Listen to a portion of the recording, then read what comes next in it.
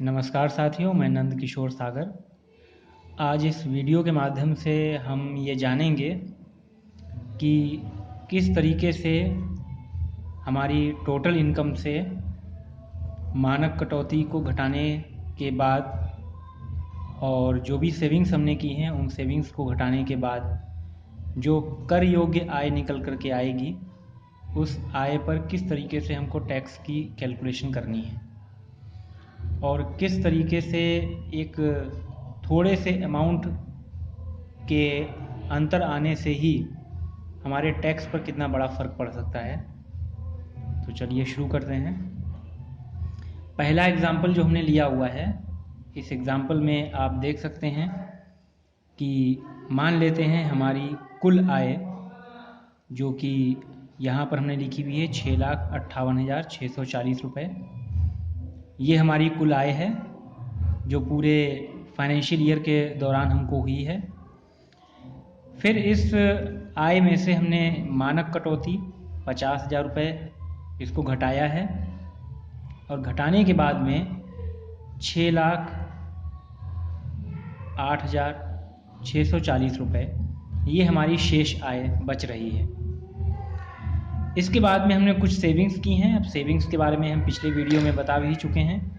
आपने सेविंग्स किसी भी तरीके से कर रखी हों तो हम मान के चल रहे हैं कि जो भी सेविंग्स अभी तक हमने की हैं वो 1,08,650 रुपये की हैं। तो हम अपनी इन सेविंग्स को इस अमाउंट से माइनस करेंगे और माइनस करने के बाद में एक अमाउंट जो हमको मिल रहा है 4,99,990 रुपये का, ये हमारी कर योग्य आय है। अब इस कर योग्य आय पर ही हमको टैक्स की कैलकुलेशन करनी है।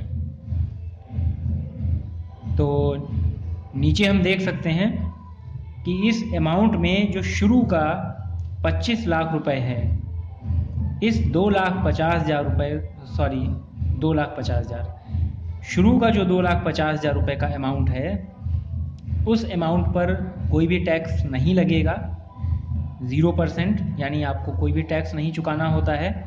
तो हमने जो टैक्स की कैलकुलेशन की वो ज़ीरो रहेगी, यानी कि नील हमने लिख दिया यहाँ पर। इसके बाद में 2,50,000 से ऊपर, यानी 2,50,001 रुपये से लेकर के और 5 लाख तक के अमाउंट पर, क्योंकि हमारा अमाउंट 5 लाख के अंदर ही है, तो इस पूरे अमाउंट पर हमको 5% के हिसाब से टैक्स देना पड़ता है। तो अगर 2,50,001 रुपये से लेकर के और 4,99,990 रुपये तक का अमाउंट देखें तो ये निकल के आ रहा है 2,49,990 रुपये। तो इस अमाउंट पर हम 5% टैक्स की कैलकुलेशन करेंगे। 5% के हिसाब से जो हमने टैक्स निकाला वो निकल के आ गया है 12,499 रुपये और 50 पैसे। अगर 5 लाख रुपए से ऊपर हमारी कर योग्य आय निकल करके आई होती तो जो 5 लाख के ऊपर वाला अमाउंट है उस पर 20% के हिसाब से टैक्स लगता, लेकिन क्योंकि हमारा अमाउंट 5 लाख के अंदर ही सिमट गया है तो ये 5% की कैलकुलेशन होगी। 20% वाले में कुछ भी नहीं निकलेगा, नील रहेगा। और इसके बाद में जब हम इसको जोड़ेंगे तो हमारा जो आयकर निकल करके आया है वो हो सेम 12,499 रुपये 50 पैसे।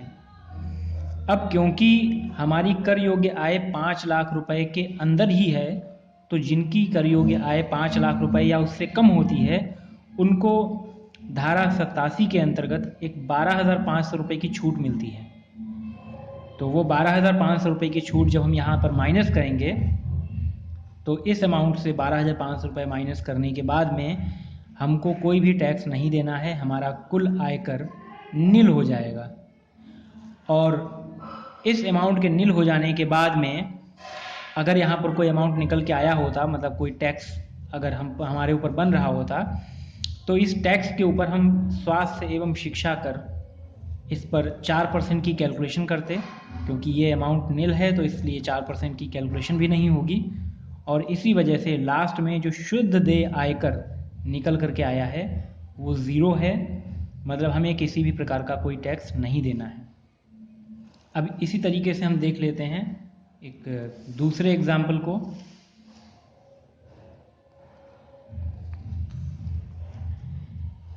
इस एग्जाम्पल में सेम हमने सबसे पहले जो ऊपर इनकम दिखाई थी, इनकम हमने उतनी ही लिखी हुई है कि हमारी इस पूरे फाइनेंशियल ईयर के दौरान जो इनकम हुई है वो 6,58,640 रुपये की हुई है, जिसमें से हम मानक कटौती 50,000 को माइनस करेंगे और माइनस करने के बाद में हमारी शेष आय निकल करके आई है 6,08,640 रुपये। अब हम इस बार मान के चल रहे हैं कि हमारी सेविंग्स थोड़ी सी कम थी और वो सेविंग्स हमने जिसमें भी पैसा इन्वेस्ट किया हो कुल मिलाकर के 1,08,600 रुपये की हैं। तो इन छूट को हम यहाँ पर माइनस करेंगे और माइनस करने के बाद में हमारी कर योग्य आय निकल करके आ जाएगी और ये कर योग्य आय निकल के आई है 5,40,000 रुपये। यानी हमारी जो कर योग्य आय है वो 5 लाख रुपए से ज़्यादा है। अगर 5 लाख रुपए से एक भी रुपए आपकी आय ज़्यादा है, कर योग्य आय आपकी अगर ज़्यादा निकल के आती है 5 लाख रुपए से, भले ही वो 1 रुपये ही ज़्यादा निकले, तो फिर आपको कुछ टैक्स देना पड़ेगा जिसकी कैलकुलेशन यहाँ नीचे दिखाई है। तो किस तरीके से कैलकुलेशन करेंगे, तो इस 5,40,000 रुपये में शुरू का जो 2,50,000 रुपये है उसमें 0% टैक्स, मतलब हमें कोई भी टैक्स नहीं देना है, तो वो तो हमने नील ही लिखा हुआ है, उसमें हमको कोई टैक्स अदा नहीं करना है। इसके बाद में 2,50,001 रुपये से लेकर और 5 लाख तक के अमाउंट पर, यानी कि 2.5 लाख, 2,50,000 इस अमाउंट पर 5% टैक्स निकालना है और 5% टैक्स जब हम निकालेंगे तो वो निकल करके आएगा 12,500 रुपये। क्योंकि हमारी कर योग्य आय 5 लाख रुपए से ज़्यादा है तो 5 लाख से ऊपर का जो भी अमाउंट है 10 लाख तक, उस पर 20% की कैलकुलेशन करनी होती है। तो 5 लाख से ऊपर का जो हमारा अमाउंट है वो 40 रुपये का है, तो इस 40 रुपये पर 20% के हिसाब से जब हम कैलकुलेट करेंगे तो वो निकल के आ रहा है 8 रुपये। अब हम इन दोनों को ऐड करेंगे, ऐड करने पर हमारा जो आयकर निकल के आया है वो 12,508 रुपये है। अब यहाँ पर ध्यान देने वाली बात यह है कि हमारी इनकम, मतलब हमारी जो कर योग्य आय है, क्योंकि वो 5 लाख रुपए से ज़्यादा निकल करके आई थी, तो इस वजह से धारा 87 के अंतर्गत जो 12,500 रुपये की छूट हमें मिलनी थी वो अब हमको नहीं मिलेगी। तो यहाँ पर इसी वजह से हमने लिखा हुआ है नील। अब जब हम इसका टोटल करेंगे तो हमारा कुल आयकर वही 12,508 रुपये निकल करके आ जाएगा। इसके बाद में जो भी टैक्स निकल करके आया है इस अमाउंट पर हमको 4% के हिसाब से स्वास्थ्य एवं शिक्षा उपकर ये देना होता है। तो 12,508 का जब हम 4% निकालेंगे तो ये 500 रुपये और 32 पैसे का अमाउंट निकल करके आएगा।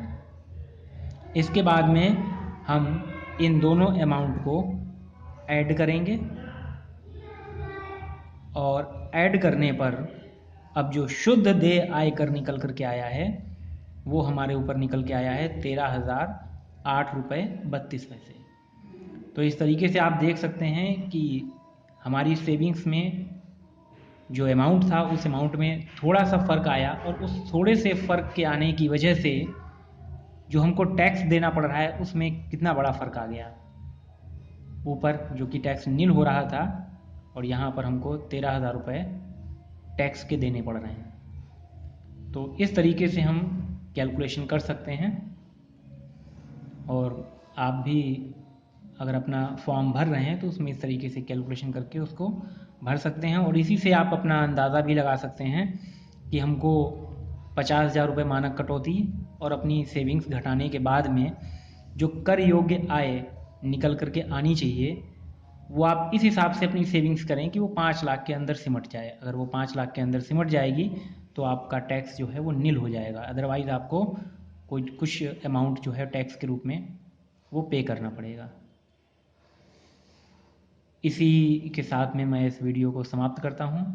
अगर आपको ये जानकारी अच्छी लगी हो तो इसको अन्य साथियों के साथ में शेयर करें और इस वीडियो को लाइक करें। धन्यवाद।